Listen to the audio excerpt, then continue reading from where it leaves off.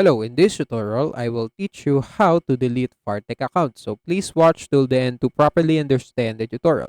And if you want to create an account on Fartech, you can use the link in the description and you can get the discount and rewards upon signing up. So without further ado, let's get started. So right here on the Fartech website, what you're going to do is to scroll down, scroll and scroll until you're on the bottom until you find contact page of Fartech. So as you can see, this is the contact page of the Fartech, and as you can see, you can just click contact us and you will see a bunch of information that you want to that you needed in order to contact the Fartech customer service. And yeah, that's it. So as you can see, if you scroll more, as you can see, you will see this email our customer service, and if you click that, this drop down option will appear, and you just need to fill all of these blanks right here, and they will, on the subject, of course, you need to, please cancel my or delete my account, and on the message you just need to request for assistant on how to delete your account. And if you want to add an attachment, you can just you can go if you want,